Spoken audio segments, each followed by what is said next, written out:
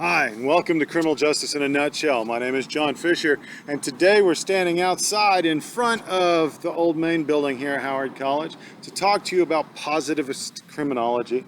Positivist criminology was brought to us in 1874, 1876 by Cesar Lombroso with a book that he wrote called The Criminal Man.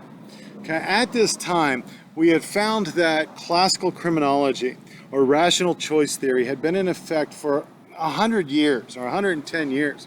And the thought with rational choice theory is that every human being, every man, every woman on earth would measure and weigh the decisions that they made, and they'd make those decisions with their own free will. Cesar Lombroso rejected this. He would come in a time in world history where we had Charles Darwin and evolution and sociology was coming about, where they said that every society and every individual was affected by so many different outside forces and outside influences, such as war and famine and wealth or lack of wealth and class, and all of these different avenues within the positivist movement affected the way that we lived our lives. And we lived our lives in a way to where our actions, our behaviors, and the choices that we make were affected by biology or biological factors, which was brought to us primarily by Cesar Lombroso. There were psychological avenues that, such as Sigmund Freud. And then there were social issues and social avenues that affected our behavior, brought to us by Auguste Comte, C-O-M-T-E. Okay, so Cesar Lombroso was considered the father of the positivist movement. He's not the father of criminology. He's the father of the positivist movement within criminology.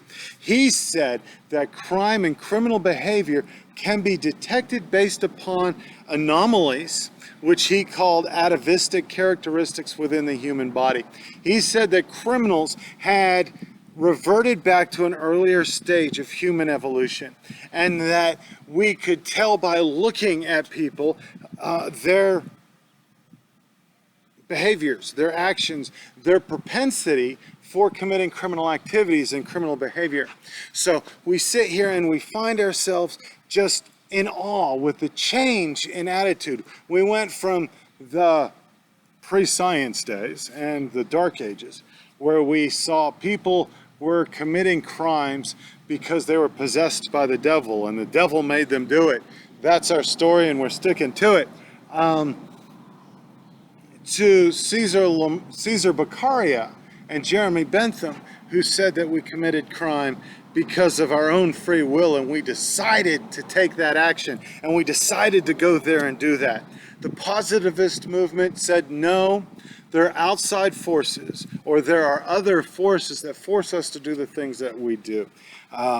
Cesar Lombroso, for example, believed that, and with his studies, he found that people with extended foreheads or strong jaws and long arms and were able to jump real high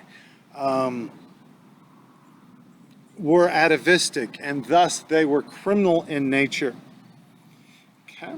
Some of the other positivist theories that we find, some of the other positive theories that we have within the positivist movement was Joseph Franz Gall.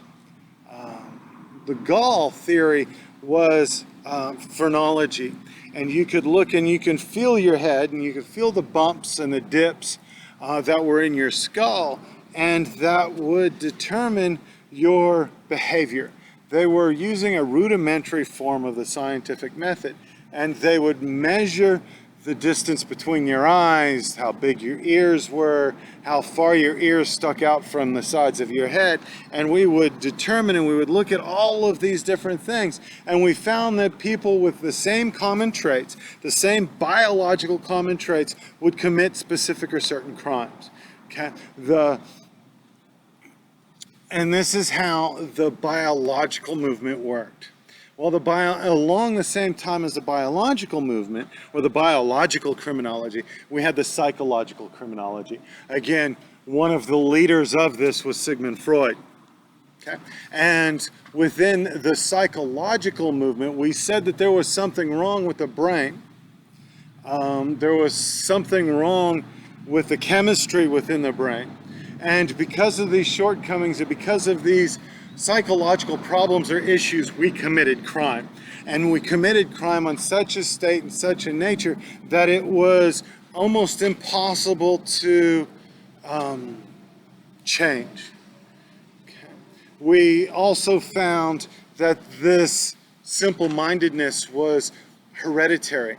Just like with Cesar Lombroso, crime was something, being a criminal was something that you were born into. It was either caused by heredity or it was caused by mental illness.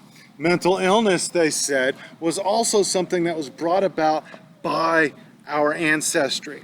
And we found the eugenics program coming in the late 1800s and into the early 1900s. And the eugenics program, through the adoption studies and through the twin studies and through the Killicax and the Juke family longevity studies, we found that there was a lot of crime within families, and it just kept going and going and going through the generations. Okay, and if they were simple-minded, and if they were unable to find their niche and find a way to be able to be in society without being criminal, we needed to ensure that they did not procreate, that they did not bring any more life into the world. So they started a sterilization program. You can read the 3 Generations Without Imbeciles. You can read Madison Grant's The Passing of a Great Race. And what you're going to do is you're going to learn and you're going to find out about how this eugenics program was set up to ensure the ideal for the eugenics program was to create a community, a society, a neighborhood, a country where the IQ ranged between 160 and 250, because we didn't want stupid people on the planet. We didn't want stupid people in the community, because these people were believed at the time to be criminal in nature and would do nothing but commit crime. The third aspect of the positivist movement was that society committed crime, and that the influences within society ensured that we committed crime because we were poor, because we lived in the wrong neighborhood, because we did not have a good group of friends, and that our friends influenced our behaviors. And this positivist movement, or this association theory, Edwin Sutherland in 1935 brought us the differential association theory that said that we commit crime and we commit criminality based upon our associations and the priorities that we place in life. So if we find ourselves wanting to, if we find ourselves with a whole bunch of friends who are bad and who are committing crime, they're dealing drugs, or they're doing whatever, we're going to do that same thing because we become that which we hang out with. Okay. Another thought was poverty. Poverty is going to commit crime, or the thought was that if you're poor, you're going to commit crime. So we need to redistribute the wealth. We need to take the money from the rich and we need to give it to the poor so that the poor will not commit crime anymore. Because we have this idea, this theory, this thought that crime is only found within the inner city, within the area of town, or within the area of the community where there is no money, so they're forced to commit crime just to make ends meet. Okay? This is the positivist movement. This is the positivist thoughts in criminology. Okay? I do want to thank you very much for listening to this episode of Criminal Justice in a Nutshell. Have a good day.